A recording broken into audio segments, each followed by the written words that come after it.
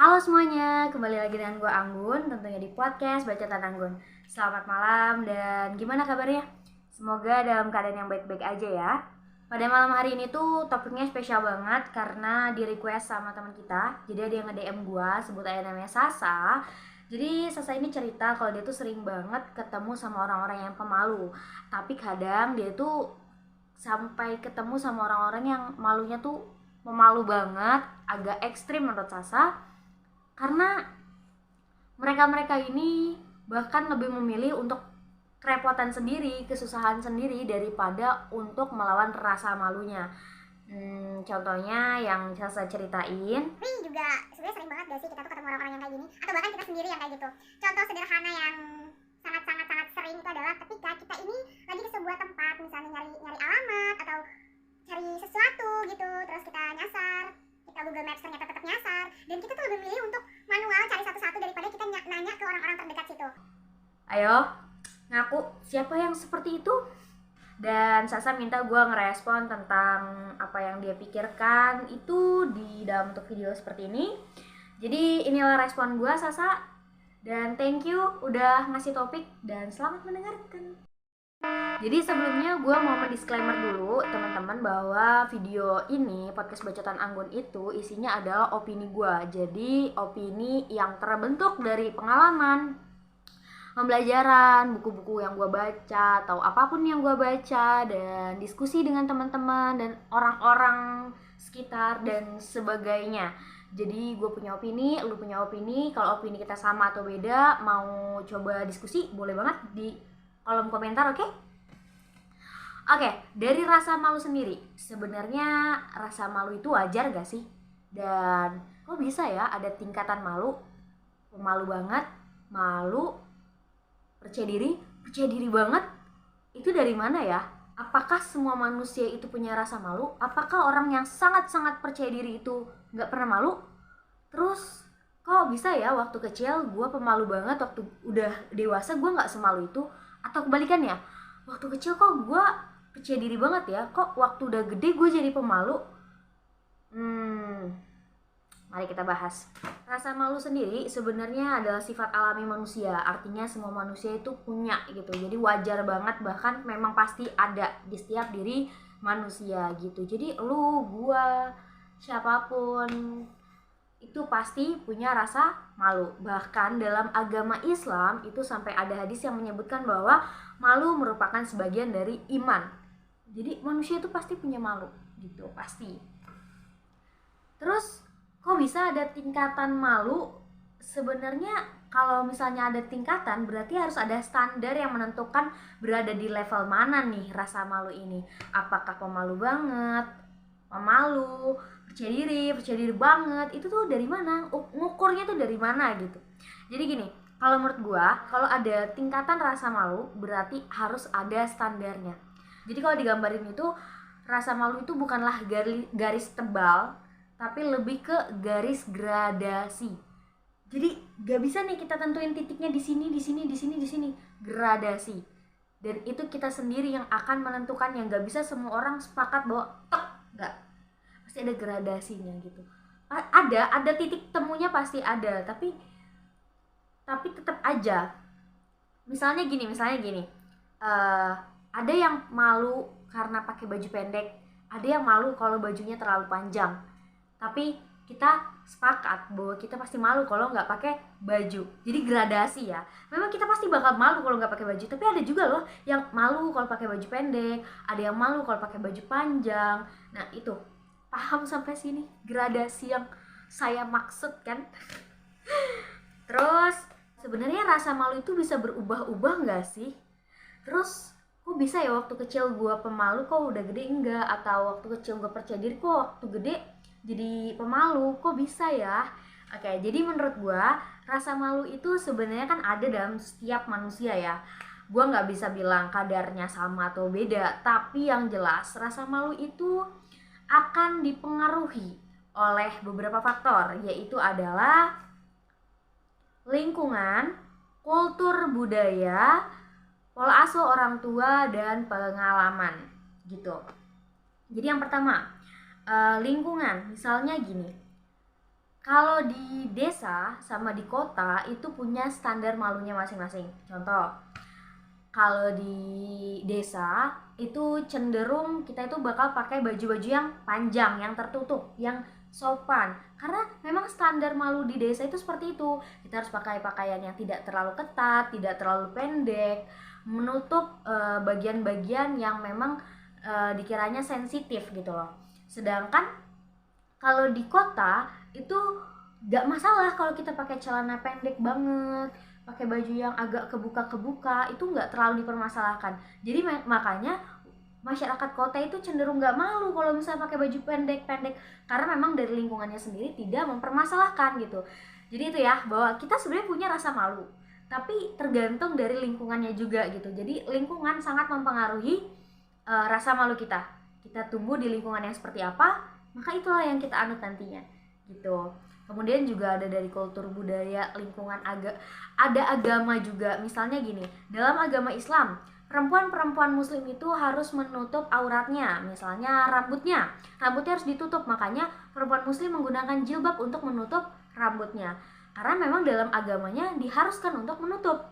Jadi kalau misalnya nggak ditutup rambutnya, kita bakal malu. Nah, sedangkan dengan perempuan-perempuan non-Islam yang dalam agamanya nggak dilarang, ya nggak apa-apa kalau misalnya dia nggak menutup rambutnya, dia nggak akan malu. Kenapa? Ya karena memang tidak ada yang mengharuskan saya menutup rambut.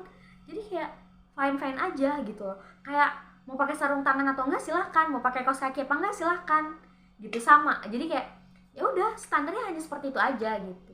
Terus juga ada dari pola asuh orang tua. Nah, ini lumayan kontroversial, lumayan dibahas di mana-mana tentang pola asuh orang tua. Masa sih pola asuh orang tua dapat mempengaruhi standar malunya kita? Ya, tentu.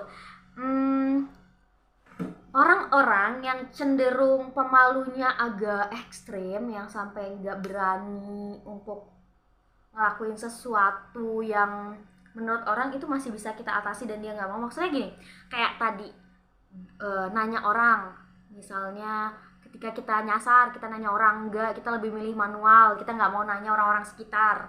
Atau ketika kita kayak tadi yang si temennya Sasa ini, bukan temen, kayak tadi orang yang Sasa temui, itu juga dia lebih milih kepanasan daripada untuk ngomong ke orang, permisi boleh ikut duduk ya. Dia lebih memilih memberatkan dirinya sendiri dibanding meminta tolong sama orang lain. Nah, itu juga dipengaruhi oleh pola asuh orang tua waktu kecil. Contohnya apa? Kayak gini. Kalau misalnya waktu kecil kita tuh kebanyakan dilarang sama orang tua. Sebenarnya nggak apa-apa, larangan itu hal yang wajar. Orang tua pasti pengen yang terbaik untuk kita. Tapi jangan lupa bahwa anak-anak itu memang masanya untuk mengeksplor dunianya. Jadi dunia anak tuh harus dia puas-puasin tuh, dieksplornya tuh. Misalnya ketika anak-anak lari-lari, orang tua akan cenderung refleks ngomong, jangan lari-lari nanti jatuh, jangan lari-lari nanti terluka. Dan akhirnya apa? Anak-anak cenderung diam, dia nggak lari-lari, dia cari aman, dia cari kegiatan yang membuat dia akhirnya nggak jatuh gitu. Terus juga misalnya ini anak lari-lari, diingetin masih nggak nurut, dia tetap lari-lari dan akhirnya beneran jatuh. Terus respon pertama dari orang tua adalah marah-marah. Makanya sudah mama bilang ya, siapa mamanya dulu gitu. Makanya sudah mama bilang jangan lari bla bla bla bla bla bla bla. Dan akhirnya apa? Anak langsung berpikir dengan pikiran anak yang masih sederhana. Logika anak itu kan masih sangat-sangat sederhana. Akhirnya dia berpikir kayak, oh ya udah deh, aku nggak usah lari-lari, nanti jatuh, nanti aku terluka. Akhirnya apa? Itu membuat pola pikir anak ke depannya itu akan jadi lebih cari aman. Kayak udahlah nggak usah, kayaknya aku nggak bisa, udahlah aja terus. Contohnya gini, kalau misalnya ada sebuah event lomba misalnya gitu waktu SD, ada lomba baca puisi, aku pasti nggak bisa, aku nggak mau coba, aku nggak minat, ya udah nggak aja terus. Kenapa? Karena dia cari aman. Sedangkan anak-anak yang misalnya dia lagi lari-lari nih, seorang tuanya ngediemin, kayak bukan ngediemin nggak peduli, tapi diperhatikan, diliatin dari jauh. Oh ini anakku lagi lari-lari nih, dijagain sama dia dari jauh. Terus jatuh, anaknya refleks nangis, ya kan, pasti kan, namanya anak-anak.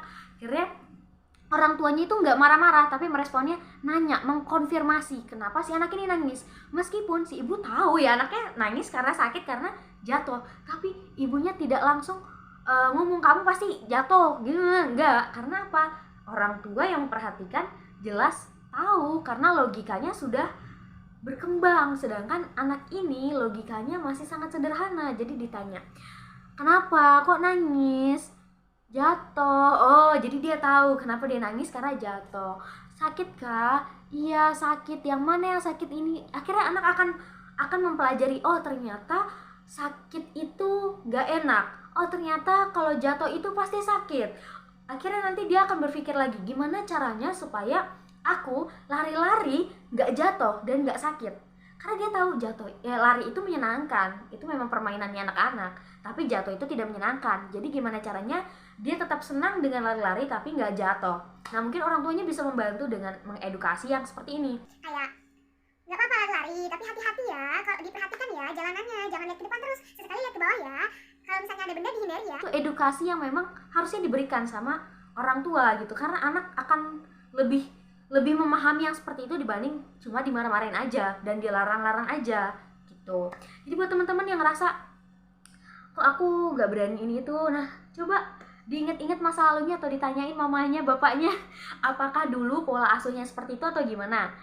Terus faktor yang mempengaruhi rasa malu selanjutnya adalah faktor pengalaman gitu. Jadi mungkin waktu kecil ngerasa kok dulu aku waktu kecil malu-malu ya, udah gedenya kok aku jadi berani ya, atau kok aku dari kecil percaya diri aja. Mungkin pola asuhnya seperti itu, orang tuanya mengajarkan anak-anaknya untuk lebih berani. Misalnya waktu kecil kita itu udah diajarin untuk pesan makanan sendiri. Misalnya kita datang ke sebuah restoran, terus waitersnya atau pelayannya nanya mau makan apa pak, bu. Nanti orang tuanya ini sederhana ya, misalnya orang tuanya nanya, itu ditanya sama kakaknya kamu mau makan apa. Itu contoh sederhana untuk menumbuhkan kepercayaan diri seorang anak gitu.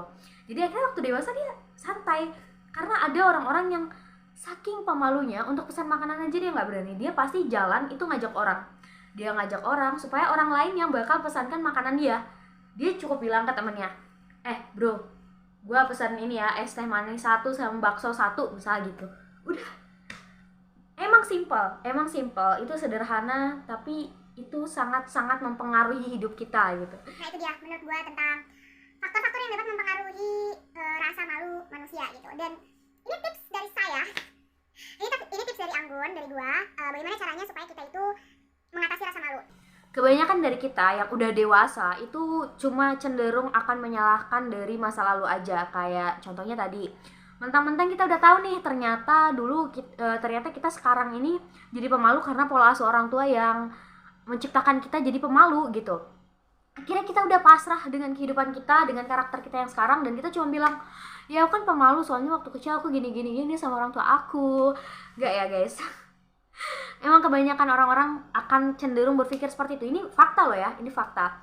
Nah, akhirnya apa? Kita bakal stuck di situ aja, kita nggak akan berkembang. Sedangkan rasa malu itu dapat berubah, dapat dipengaruhi oleh faktor pengalaman. Jadi kalau bisa dari gua itu seperti biasa ya, dengan 3 rumus yang itu apa? Kenali, terima, perbaiki. Jadi lo harus kenali dulu tingkatan rasa malu lu nih semana gitu. Ternyata aku tuh pemalu banget, aku tuh ekstrim banget pemalunya, sampai aku tuh nggak berani pesan makan, aku tuh nggak berani nanya orang. Aku lebih baik ngerasain susah sendiri dibanding aku harus nanya ke orang gitu misalnya. Oke, lu coba kenali dulu, oh ternyata sebegitu aku pemalunya. Oke, kemudian terima, ya udah, oh ini aku, ya udah nggak apa-apa. Mungkin lu juga boleh cari tahu kenapa lu suka malu itu, apakah dulu lu suka dimarahin di depan umum. Nah itu juga sangat mempengaruhi rasa malu ya. Pada akhirnya kita itu akan menarik diri dari orang yang terlalu banyak, karena waktu kecil kita saat berbuat kesalahan kita langsung dimarahin di depan umum. Akhirnya kita takut, kita nggak mau sampai membuat kesalahan di depan orang banyak. Akhirnya ya kita menghindari kerumunan, kita akan cenderung cari aman. Dan itu benar-benar sampai kita dewasa, sampai kita tua, kita bisa tetap dengan pola pikir yang seperti itu gitu. Jadi ketika lu udah mengenali, lu udah menerima ternyata keadaan lu seperti ini, tingkatan malu lu ada di mana, kira lu perbaiki. Mungkin diawali dengan lu ngobrol sama teman, lu sharing-sharing, atau misalnya lu list juga bisa di kertas gitu, di buku lu tulis apa aja sih yang selama ini gak bisa lu lakuin, lu terlalu malu gitu loh. Misalnya lu nggak berani pesan makanan, mungkin bisa nih lu ngajak temen lu, terus lu lihat dulu temen lu cara pesan makanannya kayak gimana gitu. Lu kira kuatkan tekad, ya udah lu juga bilang biasanya lu dipesenin, sekarang lu pesan sendiri tapi ditemenin gitu. It's okay, nggak masalah. Lu akhirnya nanti lama-lama lu akan belajar pesan sendiri, nggak perlu lagi ditemenin. Atau akhirnya lu berani ke kafe, ke restoran, ke tempat nongkrong, kemana ya, kemanapun sendirian, lu berani, nggak malu-malu, akhirnya nanti akan sampai tahap seperti itu kok. Tapi ya pelan-pelan memang. Atau lu misalnya malu, lu masih SMA nih, atau lu udah kuliah nih, lu malu ngomong di depan orang banyak, ya lu belajar presentasi. Dimulai dari hal-hal yang kecil-kecil dulu, minta part yang sedikit kalau emang boleh, tapi lu terus perbaiki. Dan ingat teman-teman bahwa lu kalau sedang belajar sesuatu, lakukan yang terbaik, bukan lakukan dengan sempurna, tapi lakukan dengan effort yang terbaik gitu loh. Jadi lu belajar dulu nih, misalnya lu mau presentasi, lu belajar dulu malamnya gimana caranya untuk menyampaikan materi dengan baik. Nah, itu besoknya lu pasti bakal menyampaikan dengan baik. Tapi kalau lu menyampaikan dengan sempurna, lu nggak akan pernah maju. Kalau lu nunggu sempurna, lu nggak akan pernah maju. Akhirnya apa, kayak lu belajar ternyata nggak bisa, udahlah gue nanti aja, skip aja, kapan-kapan aja, dan nggak akan pernah selesai. Lu lakuin yang terbaik, lu usaha dulu yang terbaik, pasti nanti hasilnya akan terbaik juga. Tapi ingat, terbaik pun pasti nanti bakal ada revisi dari orang, pasti akan ada masukan dari orang. It's okay, nggak masalah. Yang penting lu udah ngelakuin yang terbaik, lakuin lagi, nanti lakuin lagi sampai lu bener-bener nyaman gitu. Nah, itu tips dari gua ya. Jadi lu coba di list dulu, terus lu lakuin pelan-pelan. Kalau lu butuh partner buat lu ajak diskusi, lu cerita aja sama teman terdekat lu. Misalnya kayak, gue mau coba ini nih, gue terlalu pemalu nih, bla bla bla bla. Jadi nanti ada yang evaluasi bareng. Karena memang semua pembelajaran tuh harus ada evaluasinya. Jadi abis lu ngelakuin itu, lu tanya sama temen lu, gimana tadi? Gue gugup banget lo abis pesen makan sendiri. Gak apa-apa, it's okay. Atau yang orangnya sebenarnya agak percaya diri nih gitu, tapi gak pernah ngapa-ngapain, gue bisa presentasi depan umum, gue berani aja buat nanya alamat dan sebagainya, gue pesen makan sendiri. Tapi lu belum pernah ngerasain lomba misalnya, lu coba deh lu ikut event-event kecil-kecilan atau event apa yang lu rasa menarik, lu ikutin aja dulu. Lu nggak mesti harus langsung juara, lu nggak mesti langsung jadi yang terbaik dalam event itu, tapi lu coba hal baru yang lu belum pernah. Itu akan mengasah kepercayaan diri lu gitu. Ya mungkin gue bisa mencontohkan diri gue sendiri. Kayak sebelumnya gue itu ngerasa gue cukup percaya diri loh untuk ngomong di depan umum, tapi ternyata depan umum pun banyak lagi nih. Kalau ngomongin public speaking tuh banyak banget nih hal-hal yang harus kita pelajari. Gue mampu untuk ngomong di depan teman-teman seangkatan, tapi ternyata gue belum mampu ngomong di depan ibu-ibu, bapak-bapak. Akhirnya gue ikut relawan yang mengharuskan gue presentasi tiap hari di depan ibu-ibu dan bapak-bapak. Awalnya memang agak kesulitan, tapi lama-lama gue akan semakin enjoy, gue semakin nyaman. Kemudian gue cari lagi nih, seperti yang kemarin gue bilang, gue ngerasa masih kurang percaya diri untuk ngomong depan kamera, dan akhirnya gue coba. Nah itu, semakin terus gali apa nih yang kurang dari gue masih malu dalam segi apa nih hal-hal yang belum gue cobalah gitu. Jadi itu dari gue ya teman-teman, jangan terpatok dengan kekurangan lu aja. Kalau misal lu tahu ada yang kurang, ingat, kenali, terima, perbaiki. So mungkin cukup sekian podcast Bacotan Anggun pada malam hari ini. Agak panjang dan gak tahu, tapi semoga lu paham, semoga lu jadi pribadi yang lebih baik lagi, lu nggak jadi orang yang terlalu pemalu lagi, ada perkembangan. Dan gue berharap lu mau coba supaya lu bisa nyaman dengan diri lu sendiri, meskipun lu ngerasa bahwa lu nyaman dengan sifat lu yang pemalu, lu ngerasa nggak kerepotan ketika lu harus ngurus semuanya sendirian tanpa berani ngomong sama orang. Sebenarnya nggak apa-apa untuk jadi pemalu dengan sifat yang seperti itu, dengan keadaan lu yang kayak gitu. Sebenarnya memang nggak apa-apa, tapi lu bakal menemukan sebuah hal yang baru, dan gue pasti lu suka ketika lu udah mulai mencoba untuk percaya diri. Coba ya. Itu aja dari gue. Terima kasih. Jangan lupa like, comment, subscribe, dan share video ini ke orang-orang yang lu rasa harus nonton. Lu harus kasih lihat video ini ke teman-teman lu yang pemalu banget. Oke? Selamat malam dan bye-bye.